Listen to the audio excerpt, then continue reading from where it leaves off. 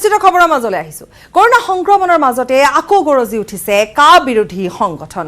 পুনৰ কা বিৰোধী প্ৰতিবাদেৰে উত্তাল হৈ পৰিল উজনি নামনি।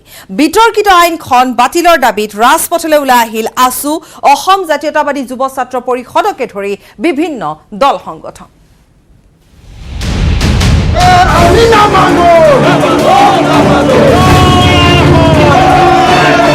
জাতিজংকী আইনখন বাতিল দিলে এই আইনখন আমি কোনো পৰ্যায়ে মানি নলওঁ। এই জাতিজংকী নাগৰিকত্ব সংশোধন অতি শীঘ্ৰে বাতিল কৰক। সমগ্ৰ মৰিগাঁও জিলা কঁপি উঠিব, সমগ্ৰ মৰিগাঁও জিলা স্তব্ধ হৈ যাব। মৰিগাঁও জিলাবাসী ৰাজ্যৰ ধৈৰ্য পৰীক্ষা আপোনালোকে নল'ব।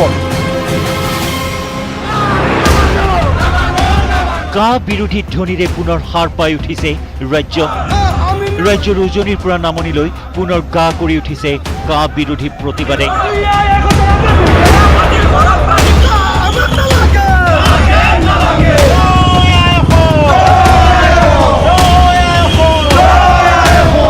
নাগৰিকত্ব সংশোধনী আইনৰ তীব্ৰ বিৰোধিতা কৰি জাতীয়তাবাদী যুৱ ছাত্ৰ পৰিষদৰ ডিব্ৰুগড় জিলা সমিতিয়ে চহৰৰ মাজমজিয়াত উলিয়াই এই মানৱ শৃংখলৰ কাৰ্যসূচী।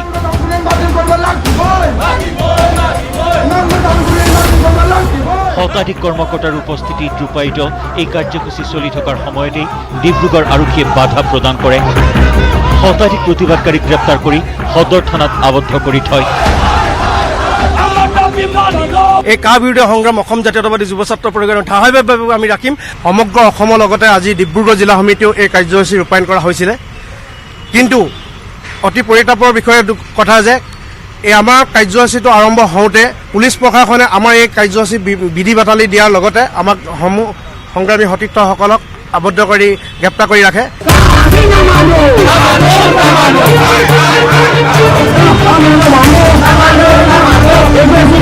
নাগৰিকত্ব সংশোধনী আইন আৰু পৰিৱেশ প্ৰভাৱ নিৰূপণ অধিসূচনা 2020 সন্দৰ্ভত উত্তাল হৈ পৰিল বিশ্বনাথৰ ৰাজপথ। পুনৰ খিলঞ্জীয়াৰ অস্তিত্বত ভাবুকি কঢ়িয়াই আনিছে ভাৰত চৰকাৰৰ পৰিৱেশ, বন আৰু জলবায়ু পৰিৱৰ্তন মন্ত্ৰণালয়ে জাৰি কৰা পৰিৱেশ প্ৰভাৱ নিৰূপণ অধিসূচনা 2020ৰ জৰিয়তে। বিশ্বনাথ চাৰিআলিৰ মাজমজিয়া দেখিবলৈ পোৱা হ'ল এই দৃশ্য। ৰাজপথত প্ৰতিবাদ, কা বাতিলৰ দাবীত নগাঁৱত অসম জাতীয়তাবাদী যুৱ ছাত্ৰ পৰিষদৰ মানৱ শৃংখল কাৰ্যসূচী। নগাঁও মহাবিদ্যালয়ৰ সন্মুখত সংগঠনটোৱে সাব্যস্ত কৰে এই বৃহৎ প্ৰতিবাদী কাৰ্যসূচী। অসম চৰকাৰ আৰু ভাৰত চৰকাৰে নাগৰিকত্ব সংশোধনী আইনৰ লগতে EIA 2020ৰ যি খচৰা প্ৰস্তুত কৰিছে তাৰ বিৰুদ্ধাচৰণ কৰি আজি অসম জাতীয়তাবাদী যুৱ ছাত্ৰ পৰিষদ নগাঁও জিলা সমিতি ঐতিহ্যমণ্ডিত নগাঁও মহাবিদ্যালয়ৰ সন্মুখত আজি আমি মানৱ শৃংখল কাৰ্যসূচী ৰূপায়ণ কৰিছোঁ। আমি এটা কথা স্পষ্ট, 2016 চনত আমাৰ প্ৰতিবাদ হৈছে, 17, 18, 19 আৰু 20 পালেহি এতিয়ালৈকে আমি কিন্তু কাম আনি লোৱা নাই। আমি মাজতে বিশ্বজুৰি কৰোনা মহামাৰীৰ কাৰণে কিছু সংখ্যক আন্দোলন স্তিমিত হৈছিলে, কিন্তু এতিয়া পুনৰ গা কৰি উঠিছে। আৰু ইয়াৰ লগতে EIA খনৰ খচৰাও যে আমি মানি নলওঁ সেই কথাটো আমি ভাৰত চৰকাৰ, অসম চৰকাৰক আমি জনাই দিব বিচাৰিছোঁ এই আন্দোলনৰ জৰিয়তে।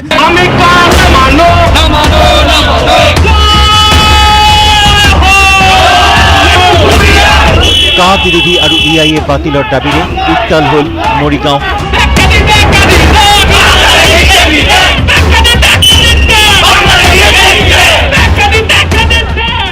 মৰিগাঁৱত যুৱ ছাত্ৰ পৰিষদৰ কা আৰু EIA বাতিলৰ দাবীত মানৱ শৃংখলা কাৰ্যসূচী ৰূপায়ণ কৰা হয়।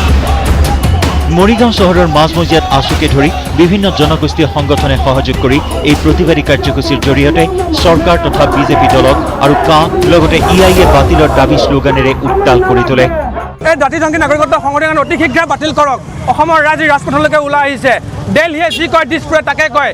দিছপুৰ দিল্লীৰ বহতীয়া। দিল্লীয়ে যিটো ক'ব আঁঠু কাঢ়ি লৈ দিছপুৰে সেইটোৱে কৰিব। অসমৰ মানুহৰ নিৰাপত্তা দিয়াত দিছপুৰ ব্যৰ্থ হৈছে। আমি আহ্বান জনাওঁ এই প্ৰতিবাদ স্থলীৰ পৰা অতি শীঘ্ৰে নাগৰিকত্ব সংশোধনী আইন বাতিল কৰক আৰু EIA বাতিল কৰি অসমৰ মানুহৰ নিৰাপত্তা সুনিশ্চিত কৰক। ইটোৰ পিছত সিটো আন্দোলনৰ কাৰ্যসূচী আমি গ্ৰহণ কৰিম। ইয়াৰ পিছতে গাঁৱে ভূঞে আমি আন্দোলনৰ কাৰ্যসূচী গ্ৰহণ কৰিম। সমগ্ৰ মৰিগাঁও জিলা কঁপি উঠিব, সমগ্ৰ মৰিগাঁও জিলা স্তব্ধ হৈ যাব। সেইকাৰণে আমি কেন্দ্ৰীয় চৰকাৰ, ৰাজ্য চৰকাৰক সকীয়াই দিব বিচাৰিছোঁ। মৰিগাঁও জিলাবাসী ৰাজ্যৰ ধৈৰ্যৰ পৰীক্ষা আপোনালোকে নল'ব। মৰিগাঁও জিলাবাসী ৰাইজে যেতিয়া হাতত হেংদাং লৈ আহিব তেতিয়া আপোনালোকৰ কিন্তু মৰিগাঁও জিলাত থাকিবলৈ ঠাই নাইকিয়া হ'ব। জাতিধ্বংসী আইন কা বাতিল, EIA 2020 প্ৰত্যাহাৰ আৰু কৃষক নেতা অখিল গগৈৰ মুক্তিৰ দাবীত মহানগৰী নাৰেংগীৰ কলংপাৰ বজাৰৰ সমীপত অসম জাতীয়তাবাদী যুৱ ছাত্ৰ পৰিষদৰ মহানগৰ সমিতিৰ উদ্যোগত এক মানৱ শৃংখলা কাৰ্যসূচী ৰূপায়ণ কৰা হয়। প্ৰতিবাদীসকলে বিভিন্ন শ্লোগানেৰে আকাশ বতাহ কঁপাই তোলে। ধেমাজিৰ গোগামুখত কা আৰু EIA বাতিলৰ দাবীত জাতীয়তাবাদী যুৱ ছাত্ৰ পৰিষদৰ উত্তাল প্ৰতিবাদী কাৰ্যসূচী। মঙলদৈতো অসম জাতীয়তাবাদী যুৱ ছাত্ৰ পৰিষদৰ দৰং জিলা সমিতিৰ মানৱ শৃংখল কাৰ্যসূচী। জাতিধ্বংসী নাগৰিকত্ব সংশোধনী আইন বাতিলৰ লগতে কেন্দ্ৰীয় পৰিৱেশ মন্ত্ৰণালয়ে EIA 2020ৰ খচৰা গৃহীত কৰিবলৈ বিচৰা হঠকাৰী সিদ্ধান্তৰ বাতিলৰ দাবীত এই আন্দোলনৰ কাৰ্যসূচী। কা বাতিলৰ দাবীত নলবাৰীতো ক্ষোভৰ জুই। যুৱ ছাত্ৰ পৰিষদৰ প্ৰতিবাদত উত্তাল হ'ল নলবাৰীৰ ৰাজপথ। নলবাৰীৰ ৰাজহ চক্ৰৰ কাৰ্যালয়ৰ সন্মুখত এনেদৰে প্ৰতিবাদমুখৰ হৈ পৰিল প্ৰায় ৩ শতাধিক যুৱ ছাত্ৰ পৰিষদৰ কৰ্মী সমৰ্থক। এনেদৰেই কা আৰু EIA বাতিলৰ দাবীত প্ৰতিবাদত উত্তাল হ'ল উজনিৰ পৰা নামনি। Bureau report, news 18 Assam north east. বিধানসভা নিৰ্বাচনৰ প্ৰাক্ষণত তীব্ৰতৰ হৈছে এতিয়া ৰাজনৈতিক নেতাৰ বাকযুদ্ধ। প্ৰাক্তন মুখ্যমন্ত্ৰী তৰুণ গগৈক তীব্ৰ কটাক্ষ মন্ত্ৰী হিমন্ত বিশ্ব শৰ্মাৰ। তৰুণ গগৈৰ লগতে লুৰিণজ্যোতি গগৈকো কঠোৰ সমালোচনা কৰিলে প্ৰতাপী মন্ত্ৰীগৰাকীয়ে। নিৰ্বাচন আহিলেই আৰম্ভ হয় বাকযুদ্ধ। আৰম্ভ হৈ গৈছে বাকযুদ্ধ। এইবাৰ তৰুণ গগৈক আক্ৰমণ মন্ত্ৰী হিমন্ত বিশ্ব শৰ্মাৰ।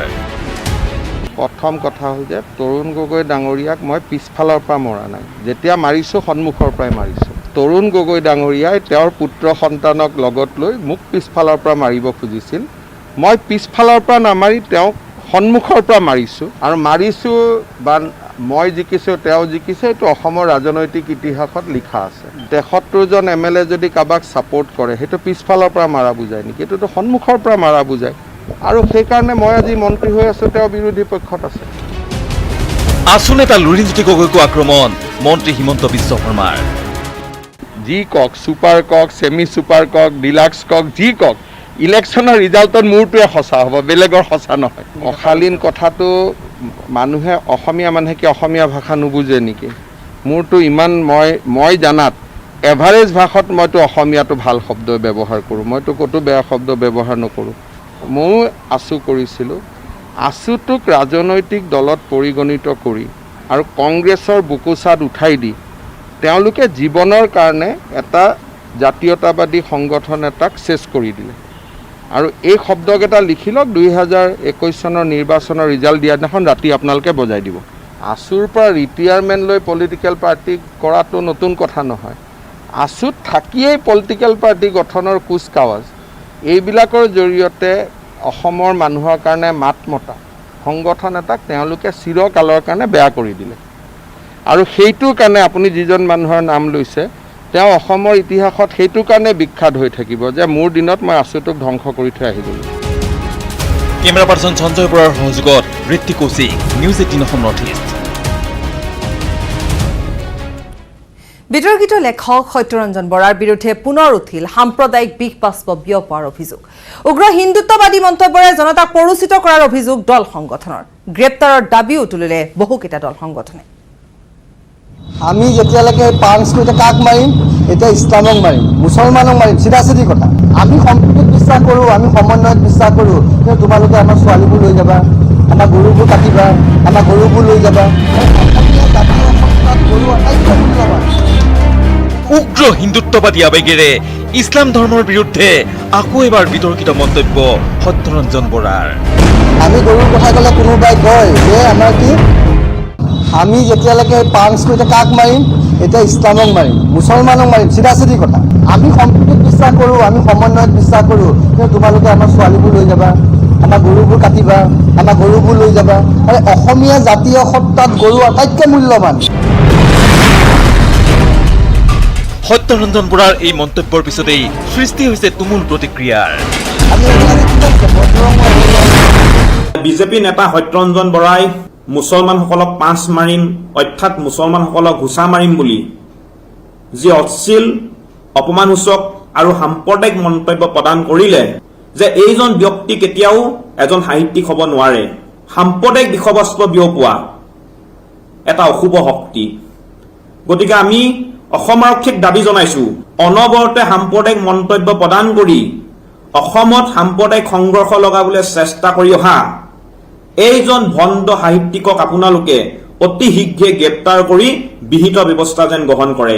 আমি বিশ্বাস কৰোঁ, আমি সমন্বয়ত বিশ্বাস কৰোঁ। সত্যৰঞ্জন বৰাক গ্ৰেপ্তাৰ কৰাৰ দাবী তুলিছে বিভিন্নজনে। অসমত ডিভাইড এণ্ড ৰুল খেলিব বিচাৰে, দুটা ধৰ্মৰ মাজত বিভাজন কৰিব বিচাৰে, হিন্দু মুছলমানৰ মাজত তেওঁ বিভাজন কৰিব বিচাৰে। তেওঁ মানে একেবাৰে নিকৃষ্ট মানসিকতাৰ মানুহ। গতিকে তেখেতৰ লগত কথা কৈ তেখেতৰ ওপৰত এটা কমেণ্ট কৰি আপোনালোকৰ বহুমূলীয়া সময় নষ্ট নকৰিব। তেনেকুৱা মন্তব্য দিবলৈ আপোনাৰ অকণমানৰ লাজো নালাগে? আপোনাৰ অস্থি কুটুম্বৰ লগত, আপোনাৰ ল'ৰা ছোৱালীৰ সন্মুখত, আপোনাৰ লগ বন্ধুৰ মাজত আপোনাৰ সন্মান নাই, আপোনাৰ লাজ নালাগে? উল্লেখযোগ্য, এই সত্যৰঞ্জন বৰাই ইছলাম আৰু কোৰাণৰ কলংকিত কথাবোৰ নামৰ এখন গ্ৰন্থ প্ৰকাশ কৰি বিতৰ্কৰ আৱৰ্তত সোমাই পৰিছিল। Bureau report, news 18 Assam north east. আমি বিশ্বাস কৰোঁ, আমি সমন্বয়ত বিশ্বাস কৰোঁ। কংগ্ৰেছ ARDFৰ মিত্ৰতা হলে ৰাজীৱ ভৱন পৰিণত হ'ব আজমল ভৱনলৈ। কংগ্ৰেছ ARDFৰ মিত্ৰতাক লৈ মন্ত্ৰী ডক্টৰ হিমন্ত বিশ্ব শৰ্মাই কৰা তিৰ্যক মন্তব্যৰ পিছতে হিমন্ত বিশ্ব শৰ্মাক উভতি ধৰিছে ইজনৰ পিছত সিজনকৈ কংগ্ৰেছ নেতাই। ক্ৰমাৎ উত্তপ্ত হ'বলৈ ধৰিছে প্ৰাক নিৰ্বাচনী বাকযুদ্ধ। মন্ত্ৰী হিমন্ত বিশ্ব শৰ্মাৰ এটা মন্তব্য। কংগ্ৰেছৰ ৰাজীৱ ভৱনটো আজমল ভৱন হ'ব। চিকেন মটনৰ লগত তেওঁলোকৰ ভোজ হ'লে আৰু এটা মাংস বিতৰিত হ'ব। মানুহক সুধিব চিকেন খাবনে মটন খাবনে, সেইটো খাব। এনেকৈ তেওঁলোকৰ সংস্কৃতিটো বদলি যাব। জুই জ্বলিছে কংগ্ৰেছ শিবিৰত। এজন চেৰা পাগলে কৈছে কংগ্ৰেছৰ ভৱনটো বোলে আজমল ভৱন হ'ব। তেওঁলোকৰ ৰাজীৱ ভৱনটোৰ নাম আজমল হ'ব। এই চেৰা পাগলটোৱে পাহৰিছে কংগ্ৰেছৰ পৰাই সকলোখিনি তেওঁ পালে।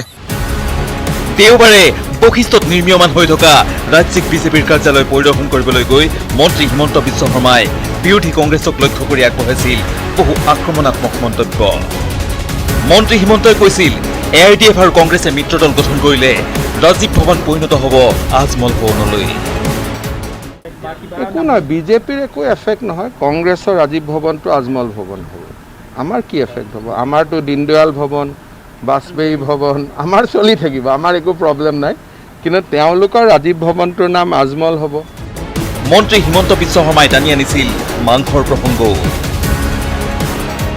চিকেন মটনৰ লগত তেওঁলোকৰ ভোজ হ'লে আৰু এটা মাংস বিতৰিত হ'ব। মানুহক সুধিব চিকেন খাবনে মটন খাবনে, সেইটো খাব। এনেকৈ তেওঁলোকৰ সংস্কৃতিটো বদলি যাব। প্ৰতিক্ৰিয়া প্ৰকাশ কৰিবলৈ গৈ মৰিয়নিৰ বিধায়ক ৰূপজ্যোতি কুৰ্মীয়ে প্ৰয়োগ কৰিলে কেতবোৰ অসাংবিধানিক শব্দ। এজন চেৰা পাগলে কৈছে কংগ্ৰেছৰ ভৱনটো বোলে আজমল ভৱন হ'ব। এই চেৰা পাগলটোৱে পাহৰিছে কংগ্ৰেছৰ পৰাই সকলোখিনি তেওঁ পালে। এতিয়া কংগ্ৰেছক গালি পাৰি বদনাম কৰিব বিচাৰি আছে এইজন চেৰা পাগলে। এই চেৰা পাগলজনে কৈছিল যে স্কুটি জেগা চাইকেল দিব। এই চেৰা পাগলজনে কৈছিলে জনজাতিকৰণ কৰি দিব। এই চেৰা পাগলজনে কৈছিলে 351 টকা চাহ বাগানৰ শ্ৰমিকৰ হাজিৰা হ'ব। এই চেৰা পাগলজনে চেৰা পাগলে হৈ থাকিব। এতিয়া বৰ্তমান 2021 চনৰ ইলেকশ্যন কেইদিনমান আছে। এতিয়া বিজেপি দলৰ কেন্দ্ৰীয় ৰাজ্য চৰকাৰৰ ব্যৰ্থতা থাকিবৰ কাৰণে কংগ্ৰেছ ভৱন আজমল ভৱন হ'ব বুলি কৈছে। ইফালে মন্ত্ৰী হিমন্ত বিশ্ব শৰ্মাৰ বিতৰ্কিত মন্তব্যত ক্ষুণ্ণ হৈ পৰিছে একাংশ অৰাজনৈতিক লোকো। অসমৰ শিক্ষা বিভাগৰ দৰে এটা গুৰুত্বপূৰ্ণ বিভাগত এনে এজন ব্যক্তিক আমি দায়িত্ব দি থৈছো, যিজন ব্যক্তিয়ে সকলো ধৰণৰ ৰাজনীতিৰ সীমা চেৰাই গৈ তেওঁ বৰ্তমান মাংস ৰাজনীতি কৰিবলৈ আৰম্ভ কৰিছে। অসমৰ সভ্য সমাজে এনে এজন নিকৃষ্ট মন্তব্য প্ৰদান কৰা শিক্ষামন্ত্ৰীক কেতিয়াও কিন্তু আমি বিচৰা নাই। Bureau report, news 18 Assam north east. শীঘ্ৰে অসম গণ পৰিষদত যোগদান কৰিব দুলু আহমেদে। কংগ্ৰেছী নেতা দুলু আহমেদে যোগদান কৰিব শীঘ্ৰে অসম গণ পৰিষদত। এই কথা ইতিমধ্যে চৰ্চালৈ আহিছে। ডক্টৰ পৰমানন্দ ৰাজবংশীয়েও যোগদান কৰিব অসম গণ পৰিষদত। সাহিত্য সভাৰ প্ৰাক্তন সভাপতি পৰমানন্দ ৰাজবংশী অগপৰ বৈঠকৰ পিছত কমলা কলিতাই এই কথা ঘোষণা কৰিছে। সংবাদ মেলত এই কথা ঘোষণা কৰিছে অগপ নেতাগৰাকীয়ে। 27 আগষ্টত অনুষ্ঠিত হ'ব অগপ দলৰ সাধাৰণ সভা। কংগ্ৰেছ ARDFৰ মিত্ৰতাই ক্ষতি নকৰে অগপক। 14জন বিধায়কৰ সমষ্টি এৰি দিয়া নহয়। আজিৰ অগপ বৈঠকত দলটোৱে গ্ৰহণ কৰে এই সিদ্ধান্ত। পুনৰ জনাইছো, যিহেতু আজি অগপৰ কাৰ্যালয়ত আমবাৰীস্থিত কাৰ্যালয়ত আজি এক বিশেষ আলোচনা বিশেষ এক বৈঠক অনুষ্ঠিত হৈ যায় আৰু যি বৈঠকত বহুকেইটা গুৰুত্বপূৰ্ণ বিষয়ৰ ওপৰত চৰ্চা চলে বা আলোচনা চলে আৰু সেই মুহূৰ্ততে এই প্ৰসংগ উত্থাপন হয় যে কংগ্ৰেছী নেতা দুলু আহমেদে যোগদান কৰিব অগপত আৰু লগতে ডক্টৰ পৰমানন্দ ৰাজবংশীয়েও যোগদান কৰিব অগপত। সাহিত্য সভাৰ প্ৰাক্তন সভাপতি পৰমানন্দ ৰাজবংশী অগপৰ বৈঠকৰ পিছতে কমলা কলিতাই এই কথা ঘোষণা কৰিছে আৰু দুৱাৰ মুকলি আছে বুলি জনাইছে। সংবাদমেলত এই কথা ঘোষণা কৰিছে অগপ নেতাগৰাকীয়ে। 27 আগষ্টত অনুষ্ঠিত হ'ব অগপ দলৰ সাধাৰণ সভা। কংগ্ৰেছ ARDFৰ মিত্ৰতাই অগপক ক্ষতি নকৰে আৰু 14জন বিধায়কৰ সমষ্টি এৰি দিয়া নহয় বুলি উল্লেখ কৰে। আজিৰ অগপৰ এই যি গুৰুত্বপূৰ্ণ বৈঠক অনুষ্ঠিত হৈছে তাত বহুকেইটা সিদ্ধান্ত গ্ৰহণ কৰা হয়। পুনৰ প্ৰাণ পাই উঠিছে গুৱাহাটী মহানগৰী। প্ৰায় 5 মাহৰ মূৰত মৰিশালীত পৰিণত হৈ থকা গুৱাহাটীত আকৌ ব্যস্ততাপূৰ্ণ এক জনজীৱন। মহানগৰীৰ ৰাজপথৰ দুয়ো কাষে খুলিছে ব্যৱসায়িক প্ৰতিষ্ঠান, ঘূৰিছে চিটি বাছৰ চকাও।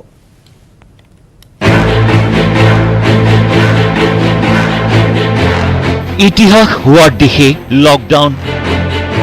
কৰোনাক নেওচি ক্ৰমাৎ স্বাভাৱিক হৈছে জনজীৱন। আনলক 3ৰ নিৰ্দেশনা অনুসৰি মহানগৰীত সোমবাৰৰ পৰা খুলিলে পথৰ দুয়োকাষৰ সকলো দোকান। আৰম্ভ হ'ল আন্তঃজিলা যাতায়াত। 50% যাত্ৰীৰে কোভিড নিয়ম মানি আৰম্ভ হ'ল চিটি বাছ সেৱা, চলিল দূৰণিবতীয়া বাছ।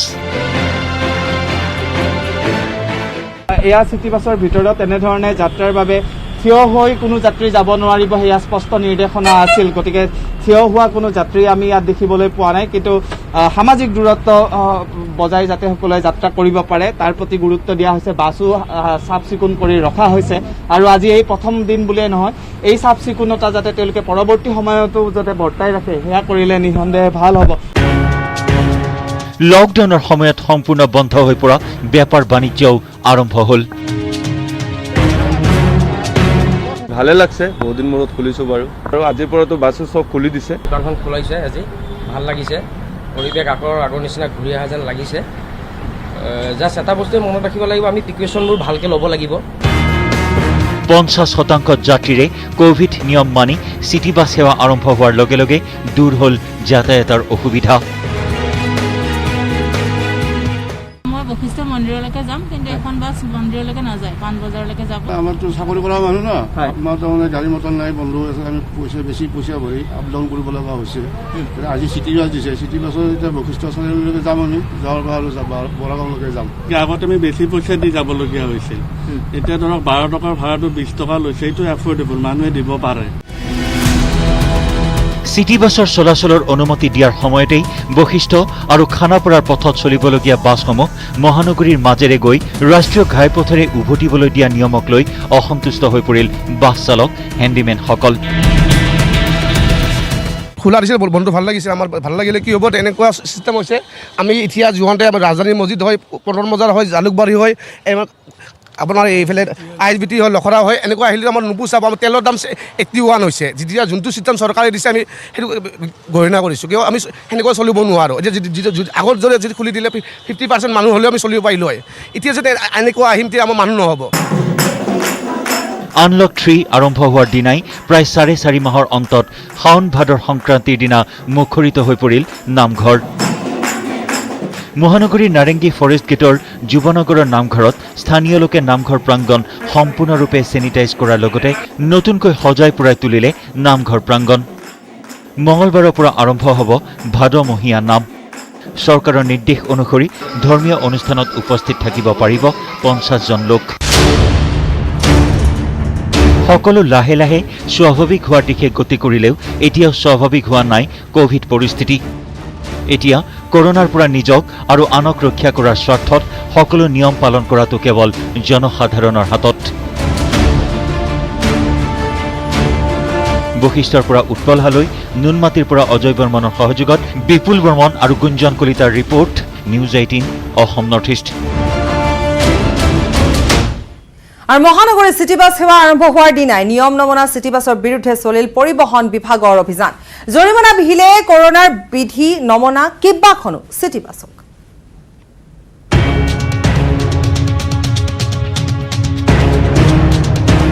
নিয়ম নমনা চিটি বাছৰ বিৰুদ্ধে পৰিবহণ বিভাগৰ অভিযান। প্ৰথমে এই দৃশ্যলৈ মন কৰক, মহানগৰীৰ গণেশগুৰিৰ দৃশ্য এয়া। চিটি বাছৰ বাবে অপেক্ষা কৰিছে এওঁলোকে। চিটি বাছ সেৱা আৰম্ভ হ'ল যদিও 50% যাত্ৰীক কঢ়িয়াবলগীয়া হোৱাৰ বাবে অপেক্ষা কৰিবলগীয়া হৈছে যাত্ৰীসকলে। পূৰ্বৰ দৰে এতিয়া আৰু অধিক যাত্ৰীক কঢ়িয়াব নোৱাৰে চিটি বাছসমূহে। যিয়ে এই কোভিড নিয়ম ভংগ কৰিছে তেনে চিটি বাছৰ বিৰুদ্ধে চলিল পৰিবহণ বিভাগৰ অভিযান।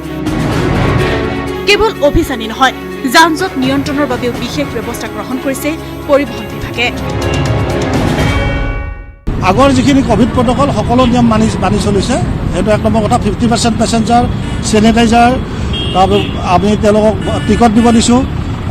আৰু এতিয়া এটা আমাৰ নতুন প্ৰব্লেম এটা হৈছে, সেইটো হৈছে যে গুৱাহাটী মহানগৰীত বিশেষকৈ আপোনাৰ গণেশগুৰি ছুপাৰ মাৰ্কেট আৰু খ্ৰীষ্টান বস্তিত জাম হয়, ট্ৰেফিক জাম বহুত পৰিমাণে হয়।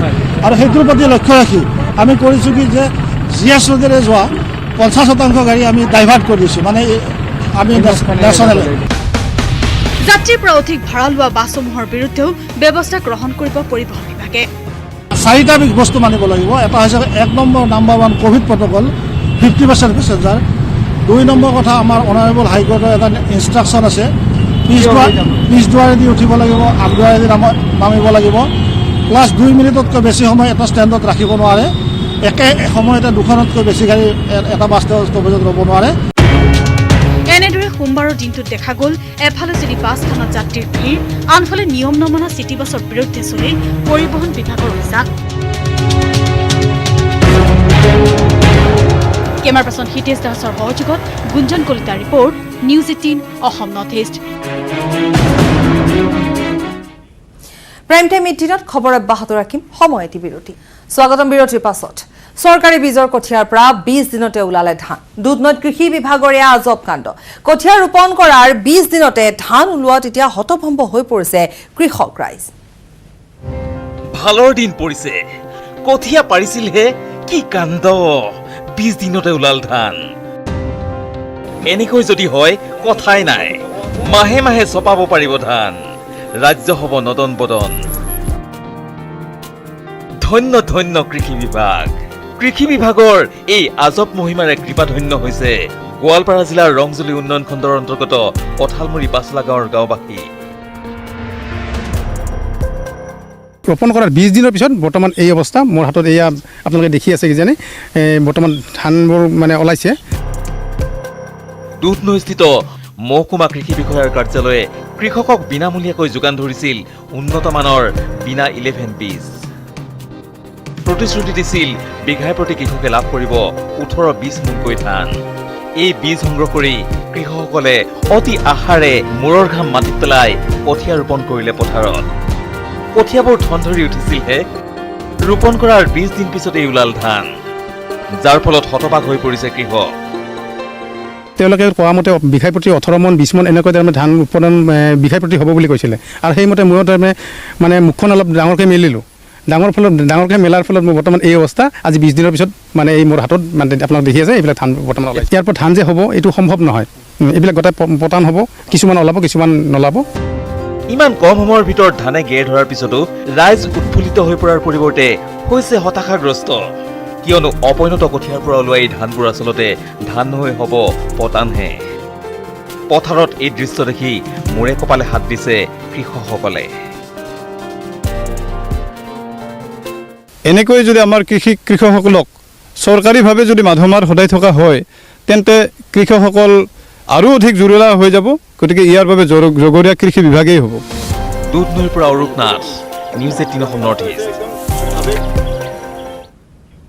কাইলৈৰ পৰা আৰম্ভ হ'ব পবিত্ৰ ভাদমা। হৰিনামৰ ধ্বনিৰে মুখৰিত হৈ পৰিব ৰাজ্যৰ সত্ৰ নামঘৰ। যোৰহাট জিলা প্ৰশাসনে বান্ধি দিলে ঢেকীয়াখোৱা নামঘৰৰ কৰোনা প্ৰতিৰোধৰ বিধি। 5 জন ভকতৰ নাম প্ৰসংগেৰে আঠখেলীয়া নামঘৰতো পৰম্পৰা ৰক্ষাৰ চেষ্টা।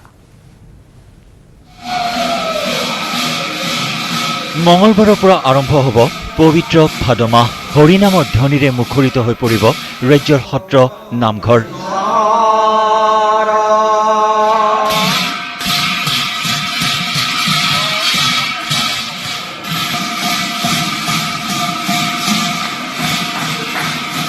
উজনি অসমৰ তিনি পীঠস্থান ক্ৰমে যোৰহাটৰ ঐতিহাসিক ঢেকীয়াখোৱা বৰনামঘৰ, নৃসিংহ মহাপ্ৰভু খ্যাত মইনাপুৰীয়া নামঘৰ আৰু টিয়কৰ কলিয়াপানীস্থিত আউনীআটী সত্ৰত পবিত্ৰ মাহত আগমন ঘটে অগণন ভকত বৈষ্ণৱৰ।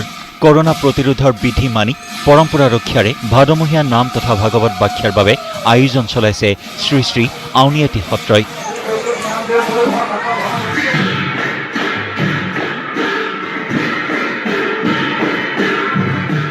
আনকিবাৰ প্ৰতি মাহত আমাৰ 4খনকৈ ভাওনা থাকে। আমি এবাৰ এখনো ভাওনা কৰাৰ সিদ্ধান্ত ল'ব নোৱাৰিলোঁ দেশৰ পৰিৱেশৰ কাৰণে। আমাৰ পালনাম, ভাগৱত বাখ্যা, দিহানাম এইবিলাক আমি পূৰ্বৰ পৰম্পৰা অনুসৰিয়ে পালন কৰিম বুলি ভাবিছোঁ। কিন্তু তাৰ মাজতে চৰকাৰে দিয়া নিৰ্দেশনা আমি সন্মুখত ৰাখিহে এই কৰ্তব্যবিলাক কৰিম। আমি যদি বাচি থাকোঁ আমাৰ দেশ বাচি থাকিব। সেয়ে সকলোৰে প্ৰতি এটা অনুৰোধ, এইবুলি আমি কেৱল সেৱাদীসকলক আশীৰ্বাদে প্ৰদান কৰা হ'ব। আৰু আমাৰ ঘাই চেকি আছে, ঘাই চেকিত তেখেতসকলে তেল দিব পাৰিব। মাহ প্ৰসাদটো সম্পূৰ্ণৰূপে আমাৰ নিজক বাচিবৰ কাৰণে বাৰণ কৰা হৈছে। সেইকেইটা ভাবিছোঁ জিলা প্ৰশাসনৰ যি নিৰ্দেশ, এই নিৰ্দেশ মানি পেলাই আমি পালনাম অনুষ্ঠিত কৰিম। কৰোনাৰ মাজতেই পবিত্ৰ ভাদ মাহৰ নাম মহোৎসৱলৈ সাজু ঐতিহ্যমণ্ডিত শ্ৰী শ্ৰী আঠখেলীয়া নামঘৰ। 5জন ভকতৰ দ্বাৰা হ'ব নাম প্ৰসংগ। ভাদ মাহ অহাৰ লগে লগে গোলাঘাট জিলাৰ ঐতিহ্যমণ্ডিত শ্ৰী শ্ৰী আঠখেলীয়া নামঘৰতো ভকত বৈষ্ণৱৰ উপৰিও নিতৌ হাজাৰ হাজাৰ লোকৰ সমাগম ঘটি আহিছে। কিন্তু এইবেলি কৰোনা ভাইৰাছৰ আতংকৰ বাবে পবিত্ৰ ভাদ মাহৰ নাম মহোৎসৱ ভাগি অনুষ্টুপীয়াকৈ আয়োজন কৰিছে শ্ৰী শ্ৰী আঠখেলীয়া নামঘৰ পৰিচালনা সমিতিয়ে।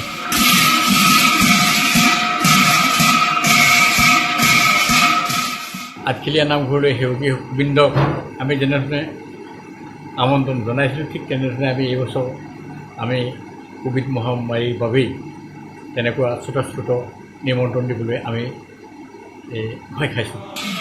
ইফালে শাওণ মাহৰ শেষৰটো সোমবাৰে গৌৰীনাথ মন্দিৰত চলিল ভক্তৰ পূজা অৰ্চনা। পুৱাৰ পৰা অগণন ভক্তৰ সমাৱেশেৰে উদুলি মুদুলি পৰিৱেশৰ মাজেৰে আধ্যাত্মিক পৰিৱেশৰ সূচনা হয় গৌৰীনাথ শিৱ মন্দিৰত। বটদ্ৰৱাৰ বিধায়িকা আঙুলতা ডেকায়ো পুৱাৰ ভাগতে আহি বাবাৰ আশীষ গ্ৰহণ কৰাৰ লগতে দেশৰ মংগল কামনাৰে ঈশ্বৰক প্ৰাৰ্থনা জনায়।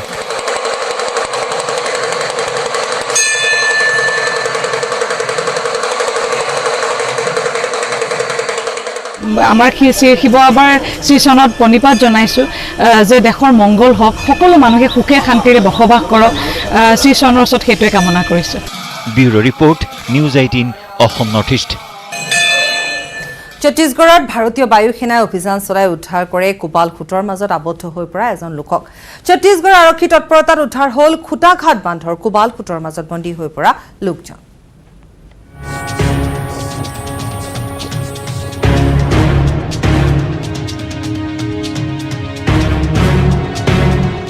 তলত কোবাল খুঁট, ওপৰত বায়ু সেনাৰ হেলিকপ্টাৰ।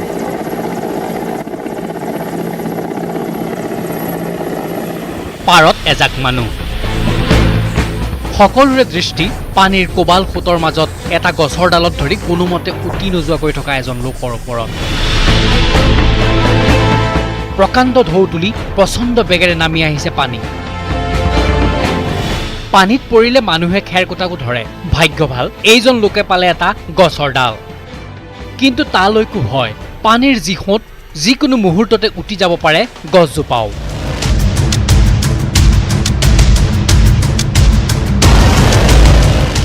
কাষত মানুহৰ জুম, কিন্তু উদ্ধাৰ কৰাৰ কোনো উপায় নাই। ছত্তীশগড়ৰ বিলাসপুৰৰ সমীপৰ খুটাঘাট নামৰ নদী বান্ধটোত এই ঘটনা।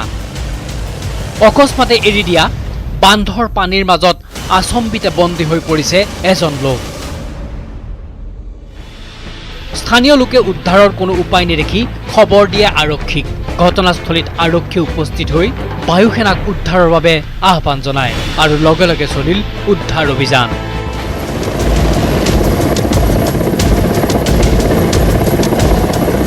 বায়ু সেনাৰ হেলিকপ্টাৰৰ পাংখা ঘূৰিল খুটাঘাট বান্ধৰ ওপৰত আৰু এসময়ত হেলিকপ্টাৰৰ পৰা তললৈ পেলাই দিয়া ৰছীৰে ওপৰলৈ উঠি আহিল বিপদসংকুলভাৱে পানীৰ মাজত বন্দী হৈ থকা লোকজন।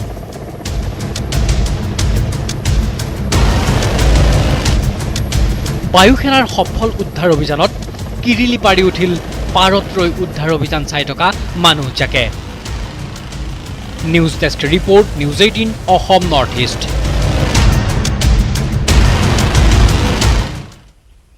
খবৰ আৰু আছে সময় পুনৰ এটি বিৰতি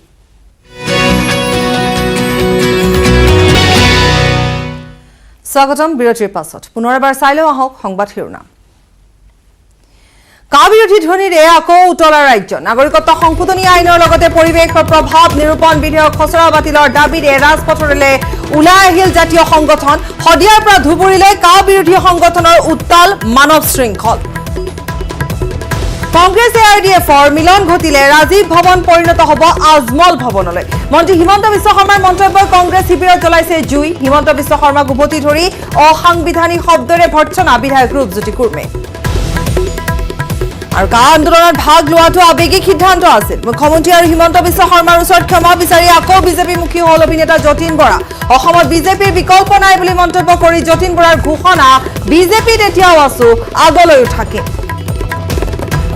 কংগ্ৰেছ এআইডিএফৰ মিত্ৰতাই ক্ষতি নকৰে অসম গণ পৰিষদক 14 বিধায়কৰ সমষ্টি এৰি দিয়া নহয় নিৰ্বাচনৰ ৰণকৌশল নিৰ্ধাৰণৰ লক্ষ্যৰে দলীয় মুখ্য কাৰ্যালয়ত মিলিত হ'ল অগপ নেতৃত্ব বৈঠকত এলাগী হৈ ৰল মহন্ত বৃন্দাবন গোস্বামী সহ 4 অগপ বিধায়ক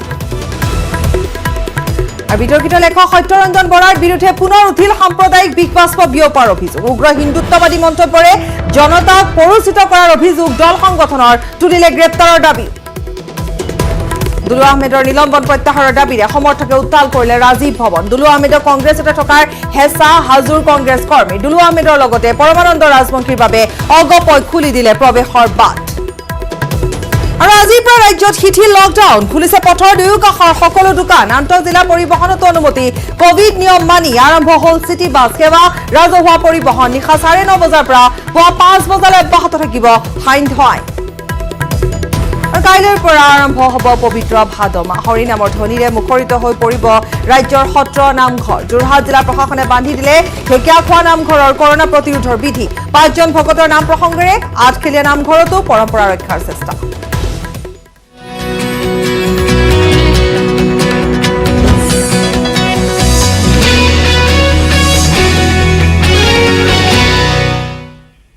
পুনৰ বিস্তৃত বাতৰিৰ মাজলৈ উভতি আহিছো চৰাইদেউ জিলা চিকিৎসালয়ৰ কোভিড ৱাৰ্ডত দেখা গ'ল এক ব্যতিক্ৰমী দৃশ্য কোভিড পজিটিভ ৰোগীৰ সৈতে ঝুমুৰ নৃত্যত অংশ ল'লে স্বাস্থ্যকৰ্মীয়ে চিকিৎসাৰ মাজতে ৰাষ্ট্ৰীয় সংগীত পৰিৱেশন কৰিলে স্বাস্থ্যকৰ্মীয়ে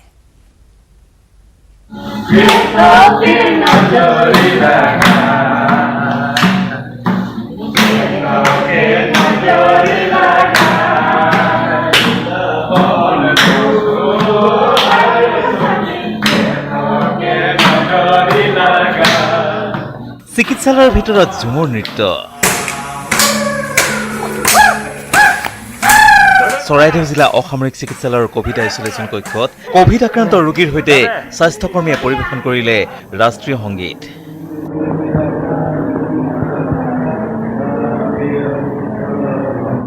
আনহাতে ইয়াৰ লগতে চিকিৎসাধীন হৈ থকা ৰোগীসকলেও পৰিৱেশন কৰিলে ঝুমুৰ নৃত্য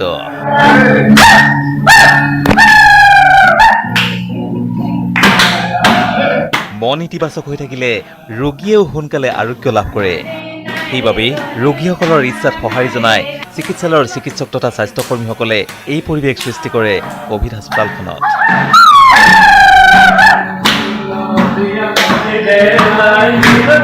সোণাৰীৰ পৰা Hanseng Konwar news 18 Assam north east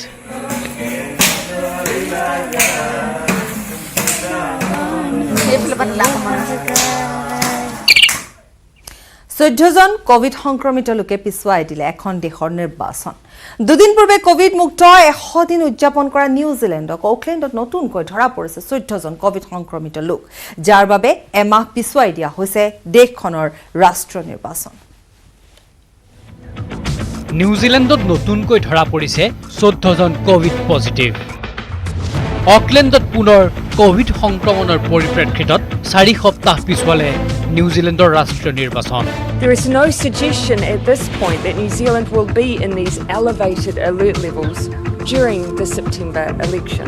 New Zealand বিশ্ব মহামাৰী কৰোনাৰে সফলতাৰে যুঁজ দিয়া বিশ্বৰ প্ৰথমখন দেশ আছিল নিউজিলেণ্ড দেশখনৰ চৰকাৰৰ নিয়ম শৃংখলা তথা সচেতন জনসাধাৰণৰ বাবে সবাতোকৈ আগতে নিউজিলেণ্ডত নিৰ্মূল হৈছিল কৰোনা ভাইৰাছ। দেওবাৰৰ পূৰ্বে 102 দিন ধৰি নিউজিলেণ্ডত সংক্ৰমণ ঘটা নাছিল কোভিড-19। আন দেশৰ পৰা ঘূৰি অহা 2-এজন লোকৰ দেহত কোভিড-19 ধৰা পৰিছিল যদিও সীমান্ততে কৰা হৈছিল কোৱাৰেণ্টাইন। 2 দিন পূৰ্বে দেশখনত উদযাপন কৰা হৈছিল কোভিড মুক্ত 100 দিন। কোভিড মুক্ত হৈ 19 ছেপ্টেম্বৰত দেশখনে অনুষ্ঠিত কৰিবলৈ ওলাইছিল সাধাৰণ নিৰ্বাচন। কিন্তু দেওবাৰে হঠাতে যেন ওলট পালট হ'ল। মুখ্য চহৰ অকলেণ্ডত 14জন লোকৰ দেহত ধৰা পৰিল কোভিড-19। ক'ৰ পৰা কোভিড-19ৰ সংক্ৰমণ ঘটিল সেয়া এতিয়াও জানিব পৰা হোৱা নাই। কিন্তু জনসচেতন চৰকাৰে 2 সপ্তাহৰ বাবে লকডাউন ঘোষণা কৰিলে অকলেণ্ডত। লগে লগে বিৰোধী দলৰ আৰ্জি চহৰখনত কেম্পেইনিং কৰিব পৰা নাযাব, গতিকে পিছুৱাই দিব লাগে নিৰ্বাচন। সোমবাৰে প্ৰধানমন্ত্ৰী জেছিকা আৰ্ডেনৰ ঘোষণা, 4 সপ্তাহ পিছুৱাই দিয়া হ'ল নিৰ্বাচন। নতুন নিৰ্বাচনৰ দিন 17 অক্টোবৰ। নিউজিলেণ্ডৰ আইন অনুসৰি প্ৰধানমন্ত্ৰীয়ে সৰ্বাধিক 2 মাহ পিছুৱাব পাৰে নিৰ্বাচনৰ দিন। পিছে পুনৰ নিৰ্বাচন পিছুৱাৰ পক্ষপাতী নহয় প্ৰধানমন্ত্ৰী। News desk report, news 18 Assam north east. নগৰ কঠীয়াতলীত নৃশংস হত্যাকাণ্ড। পুৱতি নিশা ঘৰৰ বেৰ ভাঙি সন্তানৰ সন্মুখতে দুৰ্বৃত্তই ঘপিয়াই হত্যা কৰিলে এগৰাকী মহিলাক। নৃশংস হত্যাকাণ্ডৰ পিছতে মৃত মহিলাৰ ভাতৃৰ ঘৰতো গুলীচালনা কৰিলে 4জনীয়া দুৰ্বৃত্তৰ দলটোৱে।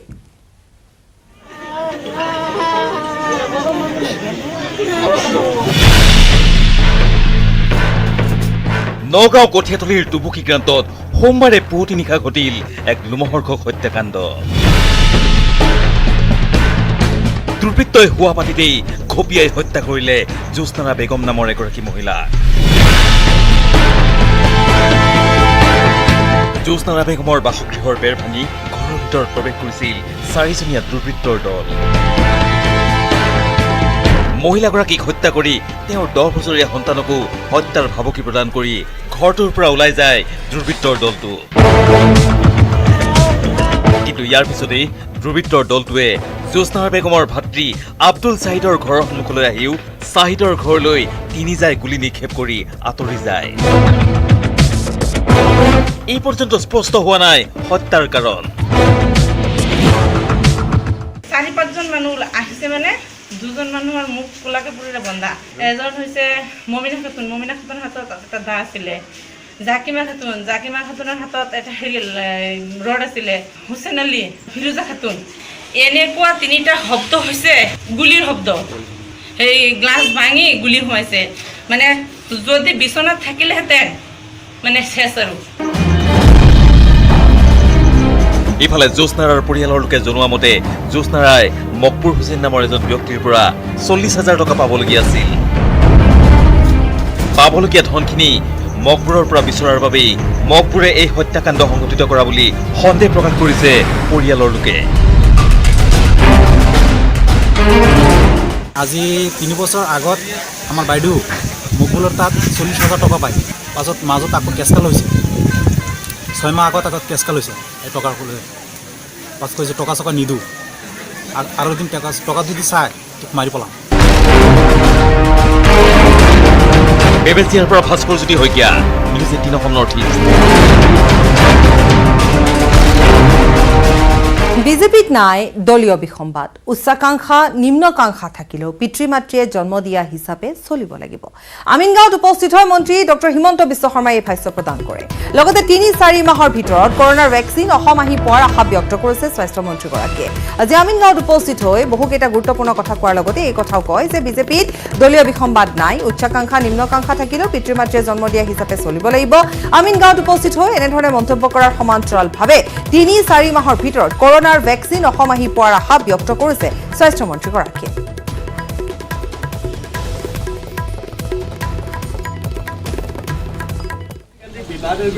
এইটো ক'তো বিবাদ নাই, এইটো আপোনালোকৰ মূৰতে থকা বিবাদ। তেনেকুৱা কোনো বিবাদ বিজেপিত নাই, বেলেগ কোনোবা পাৰ্টিত আছে মই ক'ব নোৱাৰোঁ।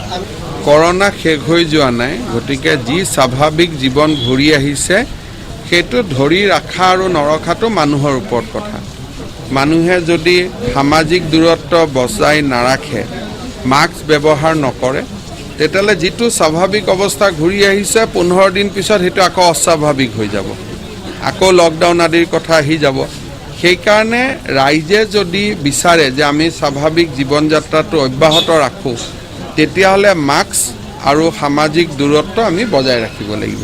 ভেকচিন প্ৰধানমন্ত্ৰী মোদী ডাঙৰীয়াই কৈছে যে 3টা ভেকচিনৰ পৰীক্ষা খুব আগভাগত আছে, এডভান্স ষ্টেজত আছে। গতিকে 3-4 মাহৰ ভিতৰত ডেফিনেটলি ভেকচিন আহিব বুলি আশা কৰিব পাৰোঁ, কিন্তু এইবিলাক কথা বহুতেতো খোলাকৈ নকয় যে কাৰ কিটো কিমান পৰ্যায়ত আগবাঢ়ি আছে। আৰু খবৰ আছে সময়টি বিৰতি।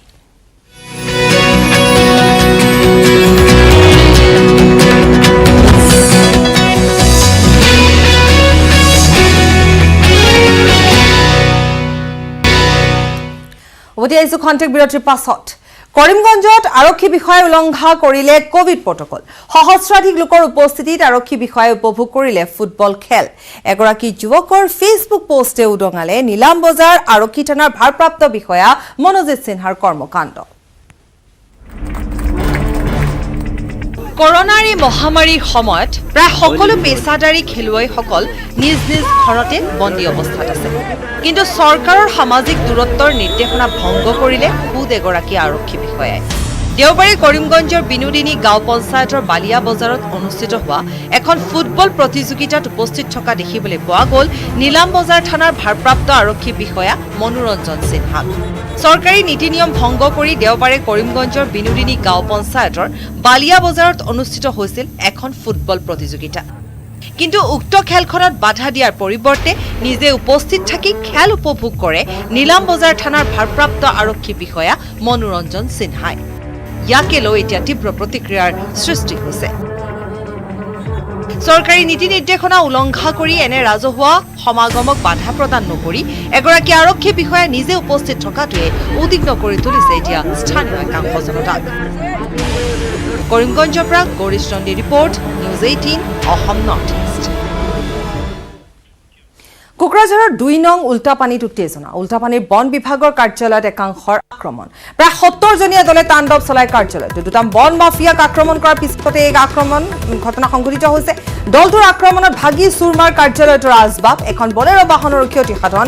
ঘটনাত জড়িত 6জনক চিনাক্ত কৰিছে আৰক্ষীয়ে। ঘটনা সন্দৰ্ভত এজাহাৰ দাখিল কৰা হৈছে। পুনৰ জনাইছো, কোকৰাঝাৰৰ 2 নং উল্টাপানীত উত্তেজনা।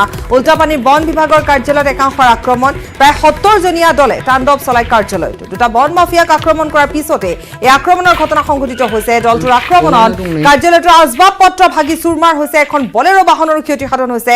ঘটনাত জড়িত 6জনক চিনাক্ত কৰিছে আৰক্ষীয়ে আৰু ইতিমধ্যে ঘটনা সন্দৰ্ভত এজাহাৰ দাখিল কৰা হৈছে।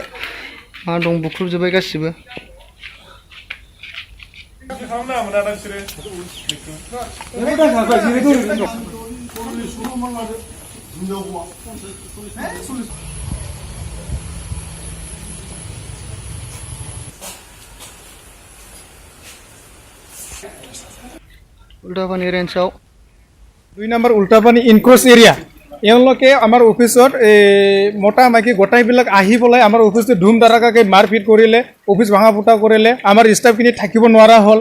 তো গোটাই এওঁলোকে কমচে কম 80-70 তেনেকুৱা হ'লে হয়। আমাৰ যিখিনি অফিচ নথি পত্ৰ আছে এইবিলাক গোটাই নষ্ট হৈ গ'ল, গাড়ী ঘোঁৰা গোটাইকেইটা নষ্ট হৈ গ'ল, গোটাইকেইটা ভাঙা ফুটা কৰিলে। আমাৰ যিখিনি চিজাৰ ৰিপৰ্ট কিবা কিবি আছিলে এইবিলাককো গোটাইকেইটা পেট্ৰল ডিজেল এইবিলাক ঢালি পেলাই এওঁলোকে নষ্ট কৰি গ'ল। তো এতিয়া আমি আমাৰ ডিপাৰ্টমেণ্টৰ মানুহকেইটা আমাৰ কৰ্মচাৰীবিলাক থাকিবলৈ অসুবিধা হৈছিলে। যোৱাকালি মানুহ ধৰিলে আপোনালোকে? যোৱাকালি ৰাতি আমি মানুহ ধৰিছিলে আছামী 2জন। এওঁলোকক মানে নিজৰ গাঁওবুঢ়া 2 নম্বৰ উল্টাপানী গাঁৱৰ গাঁওবুঢ়াবিলাক আহি পেলাই এওঁলোকে আলোচনা কৰাৰ মাধ্যমত গাঁওবুঢ়াক মানে জিম্মানামা দিয়া হৈছিলে। প্ৰাথমিক শিক্ষা সঞ্চালকালয়ত পদোন্নতিৰ নামত ধনৰ লেনদেন হোৱা বুলি অভিযোগ উত্থাপন কৰিছিল সদৌ অসম একত্ৰিত যুৱ পৰিষদে। এই অভিযোগ সম্পূৰ্ণ ভিত্তিহীন বুলি দাবী কৰিলে DIETৰ কৰ্তৃপক্ষই। ৰাজ্যৰ প্ৰাথমিক শিক্ষা সঞ্চালকালয়ৰ কাৰ্যালয়ৰ বিৰুদ্ধে শেহতীয়াকৈ উত্থাপিত হৈছিল কেতবোৰ বিস্ফোৰক অভিযোগ। জ্যেষ্ঠতাৰ ভিত্তিত পদোন্নতিৰ তালিকাত ধনৰ লেনদেনৰ অভিযোগৰ বাতৰি সম্প্ৰচাৰিত হৈছিল একাংশ সংবাদ মাধ্যমত। সদৌ অসম একত্ৰিত যুৱ পৰিষদ নামৰ সংগঠনটোৱে ডায়েটৰ বিৰুদ্ধে উত্থাপিত কৰিছিল এই অনিয়মৰ অভিযোগ। কিন্তু জ্যেষ্ঠতাৰ ভিত্তিত পদোন্নতিৰ তালিকাত ধনৰ লেনদেনৰ অভিযোগক ভুৱা আৰু ভিত্তিহীন বুলি ক'লে সদৌ অসম দায়িত্ব বিষয়া সন্থাৰ সভাপতি ৰাতুল নেওগে। এনে অনিয়মৰ অভিযোগক খণ্ডন কৰি ৰাতুল নেওগে ক'লে এনেদৰে, আমি এটা কৰ্মচাৰী সংগঠন আৰু আমি আচলতে চৰকাৰৰ অৰ্ডাৰত আমি চহী কৰিব নোৱাৰোঁ, এইটো সম্পূৰ্ণ মিছা কথা। অসম চৰকাৰে আৰু দ্বিতীয় কথা তাত ছিনিয়ৰ লেকচাৰাৰ প্ৰমোশ্যন বুলি কৈছে। আচলতে অসম চৰকাৰত এতিয়া ছিনিয়ৰ লেকচাৰাৰ প্ৰমোশ্যনৰ কোনো ব্যৱস্থাই হোৱা নাই। ইয়াত আচলতে পদোন্নতি কাম হোৱাই নাই। ইয়াত আচলতে এতিয়া কাম আৰম্ভ হৈছে জ্যেষ্ঠতাৰ তালিকাখনে প্ৰস্তুত কৰা। গতিকে এই জ্যেষ্ঠতাৰ তালিকাখন আমি শুদ্ধভাৱে হোৱাটো বিচাৰিছোঁ। আৰু যিহেতু 28 এপ্ৰিলত এইখন প্ৰকাশ হ'ল, 28 এপ্ৰিলত প্ৰকাশ হোৱাৰ পিছত এইখন আচলতে তাত আমাৰ 12জন মানুহৰ অভিযোগ আছে। সেই অভিযোগখিনি আমি এতিয়া সদৌ অসম দায়িত্ব বিষয়া সন্থাই কৈছে যে এই 12জন মানুহৰ অভিযোগখিনি মষিমূৰ কৰি এইখিনি নাইকিয়া কৰি আচলতে এখন শুদ্ধ পদোন্নতিৰ তালিকা, এখন গ্ৰেজুৱেশ্যন তালিকা এখন প্ৰস্তুত কৰিব লাগে। আৰু সেইটোৱে হ'ল আমাৰ এতিয়া প্ৰধান কাম। গতিকে তাত টকাৰ লেনদেনৰ কথাটো কেতিয়াও আহিব নোৱাৰে। Bureau report, news 18 Assam north east. সুদীৰ্ঘ এবছৰ 11 দিনৰ অন্তত জম্মু কাশ্মীৰৰ 2খন জিলাত পৰীক্ষামূলকভাৱে দিয়া হৈছে 4G ইণ্টাৰনেটৰ সুবিধা। যোৱা বৰ্ষৰ 5 আগষ্টত ৰাজ্যখনৰ বিশেষ অধিকাৰ কৰ্তন কৰাৰ পিছৰে পৰা ৰাজ্যখনত নাই হাই স্পীড ইণ্টাৰনেট সেৱা। এবছৰ 11 দিন, এক সুদীৰ্ঘ বিৰতিৰ অন্তত জম্মু কাশ্মীৰৰ 2খন জিলাত হাই স্পীড ইণ্টাৰনেটৰ সুবিধা। কাশ্মীৰ উপত্যকাৰ গান্দাৰবেল আৰু জম্মুৰ উধামপুৰ, এই 2খন জিলাত পৰীক্ষামূলকভাৱে দেওবাৰৰ পৰা দিয়া হৈছে 4G ইণ্টাৰনেটৰ সুবিধা। কেন্দ্ৰীয় চৰকাৰৰ এই সিদ্ধান্তত উৎফুল্লিত 2খন জিলাৰে শিক্ষাৰ্থীসকল। অৱশ্যে 2খন জিলাৰ বাদে কেন্দ্ৰীয় শাসিত ৰাজ্যখনৰ অন্যান্য প্ৰান্তত পূৰ্বৰ দৰেই অব্যাহত থাকিব 2G ইণ্টাৰনেট সেৱা। 5 আগষ্ট 2019।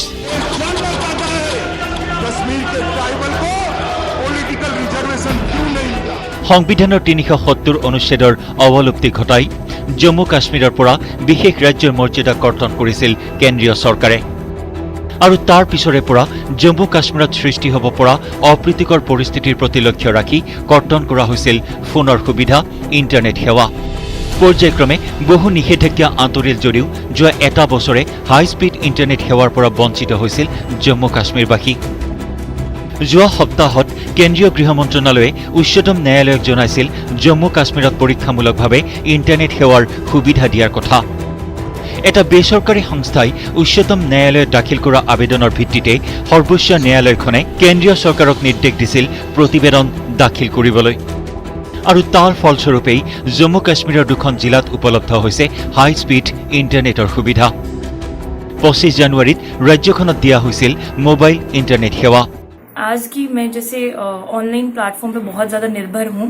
सो पहले जो है हम बहुत ज़्यादा हमें डिफ़िकल्टी होती थी क्योंकि 2G चल रहा था, उस पर अगर 22 मिनट की वीडियो होती थी या उससे कम मिनट की वीडियो होती थी तो 1 से 2 घंटा लग जाता था हमें सिर्फ एक वीडियो देखने में। तो अब मैं बहुत ज़्यादा खुश हूँ ताकि मेरी स्टडीज़ जो है वो कंटिन्यू होंगी और बहुत अच्छे से होंगी। आज हमारे उधमपुर डिस्ट्रिक्ट में 4G लॉन्च हो गया, वापस से रिस्टोर हो गया।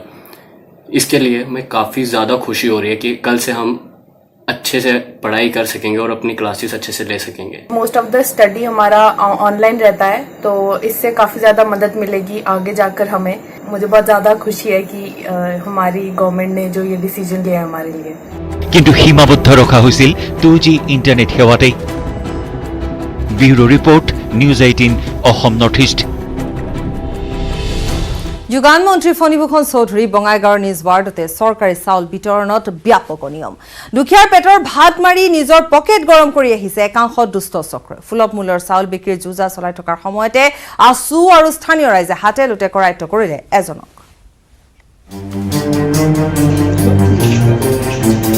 বেজৰ নাকতেই খৰ। খাদ্য আৰু অসামৰিক যোগান বিভাগৰ মন্ত্ৰী ফণীভূষণ চৌধুৰীৰ বঙাইগাঁৱৰ নিজ ৱাৰ্ডতেই ৰাজহুৱা বিতৰণ ব্যৱস্থাত ঘটিছে ব্যাপক অনিয়ম। সুলভ মূল্যৰ দোকানত আবণ্টিত চাউল বস্তা সলনি কৰি বিক্ৰীৰ বাবে যুঁজা চলাই থকাৰ সময়তেই হাতে লোটে কৰায়ত্ব কৰে আছু আৰু স্থানীয় ৰাইজে। লোড আমি গাড়ীত পালোঁ আপোনাৰ 30 বস্তা আনছিল, এটা তেখেতৰ পিছ অফ হয়ত পালোঁ আপোনাৰ 30 আনছিল আৰু এটা পিছফালে গডাউন আছিল তাতে 57, টোটাল 102 বেগছ পাইছোঁ। হিতাধিকাৰীৰ কাৰণে চাউল আহে, সেইবিলাক চাউলৰ বস্তাবিলাক পাল্টি কৰি বেলেগ বস্তাত ভৰাই সেইবিলাক অন্য ঠাইত নিয়াৰ বুলি পৰিকল্পনা চলাই আছিল। আমি আজি আহি ইয়াত হাতিলতে ধৰিলোঁ। বঙাইগাঁও পৌৰসভাৰ 23 নম্বৰ ৱাৰ্ডত থকা এইখন সুলভ মূল্যৰ দোকানৰ পৰা এখন বলেৰো পিকআপ বাহনত চাউল বুজাই দি থকা প্ৰত্যক্ষ কৰি স্থানীয় লোকে সন্দেহ প্ৰকাশ কৰে। ইয়াৰ পিছতে এই ঘটনাৰ পম খেদি অনিয়ম সংঘটিত হোৱা বুলি ৰাইজে ধৰা পেলাবলৈ সক্ষম হয়। পাগলাচানৰ মালটো আমাৰ অফিচৰ পৰা এতে দিবা দিছে, যেহেতু মোৰ 2টা দোকান আছে আৰু 5টা দোকানৰ মাল বাগিৰপিটাৰ পৰা দিয়া হৈছে। তাতে বন্ধ মানুহ সোমাব নোৱাৰে, কাষ্টমাৰবিলাক মাল পোৱা নাছিল। এই মালগিলা আমাক কৈছে তুমি কি কৰবা পেকেট কৰি হোম ডেলিভাৰী দি দিবা। বঙাইগাঁৱৰ পৰা কেমেৰা পাৰ্চন ঘনশ্যাম ৰায়ৰ সৈতে Upananda Sharma, news 18 Assam north east. কৰিমগঞ্জত হিন্দী চিনেমাৰ কাইডেৰে ডকাইতে চলালে লুটপাট। নিশা ৰাজপথত গছ পেলাই ডকাইতৰ দলে লুটিলে ব্যৱসায়ৰ ধন। 6-7 জনীয়া ডকাইতৰ আক্ৰমণত আহত হৈছে ব্যৱসায়ীগৰাকী। এই প্ৰতিবেদন আগবঢ়াই প্ৰাইম টাইম 18ৰ পৰা বিদায় লৈছো। নমস্কাৰ। কৰিমগঞ্জৰ নীলাম বজাৰত নিশা চাঞ্চল্যকৰ ডকাইতি। বাহন আগচি ডকাইতৰ দলে লুটিলে 4.5 লাখ টকা। ডিঙিত চুৰি ৰাখি প্ৰাণৰ ভাবুকিৰে ডকাইতৰ ধন লুট। নিশা উত্তেজনা নীলাম বজাৰ থানা। মিজোৰাম মেঘালয়ত ব্যৱসায় কৰা নীলাম বজাৰৰ এলেকা উষাৰাণী গাঁৱৰ কবিৰ আহমেদৰ ট্ৰাক এখন তেওঁৰ চালকে ত্ৰিপুৰা অভিমুখে লৈ গৈ আছিল। যোৱাৰ পথত গাড়ীৰ চালকে নীলাম বজাৰলৈ আহি ব্যৱসায় সংক্ৰান্তীয় হিচাপৰ 4,05,000 টকা লৈ তেওঁক যাবলৈ কয়। টকাখিনি সংগ্ৰহ কৰি নীলাম বজাৰৰ পৰা ঘৰলৈ নি থকা অৱস্থাত ৰূপাৰ গোল নামৰ ঠাইত 6-7 জনীয়া ডকাইতৰ এটা দলে আগচি ধৰে। ইয়াৰ পিছতে কবিৰ আহমেদৰ ডিঙিত চুৰি ৰাখি ধন লুট কৰি পলায়ন কৰে ডকাইতৰ দলটোৱে। আমরা নীলাম বাজার থেকে যাওয়ার সময় টাকা আসলো আমরা লগে 4.5 লক্ষ টাকা। আমরা এক গাড়ি কবির ভাইয়ের গাড়ি টান গাড়ি এখান জিও থেকে আর মেঘালয় থেকে যাইতে হবে আগরতলা। যাইতে সময় ড্রাইভারে আমরা নীলাম বাজার ফোন করিয়া কইছে আওয়ার লাগিয়া আমরা গাড়ি লইয়া আইছি আর তাকে টাকা দিছে। টাকার ব্যাগ লইয়া আমরা তো যাই আর মানুষ আমরা 3 জন আসলাম। যাওয়ার সময় হন রূপারগুল চলা দোকান পৌঁছবার আগে অন্য গেলে একটা দেখি গা আছে গুলাই। তখন আমরা গাড়িটা ব্রেক মারতাম তাই মারার পরে আটটাও মানুষে গুয়াইছে এও তাই ড্রাইভিং আসলা তানে বেগার ধরে দিচ্ছে। ধরতে আরও 3-4টা মানুষ 4-5টা মানুষ দৌড়িয়ে আইসেন। আইয়াও মানে আরও গাড়ির 2 লাখও এগুটুকু মারছেন আর আমরা ডরাই গেছি একটা। এর মাঝে টাকার ব্যাগও জাবট মারছে, জাবট মারি লিয়া গেছে গিয়ে। এর মাঝে যাইতেও আমরা টস মারছি, মারার পরে চিন পাইছি টস মারিয়া যে জহরুল। এই কাণ্ডত ৰূপাৰগুলৰ জফৰুল ইছলাম নামৰ লোকজন জড়িত থকাৰ দাবী তুলি নীলাম বজাৰ থানাত গোচৰ তৰিছে কবিৰ আহমেদে। কৰিমগঞ্জৰ পৰা গৌৰীশ নন্দীৰ report, news 18 Assam north east.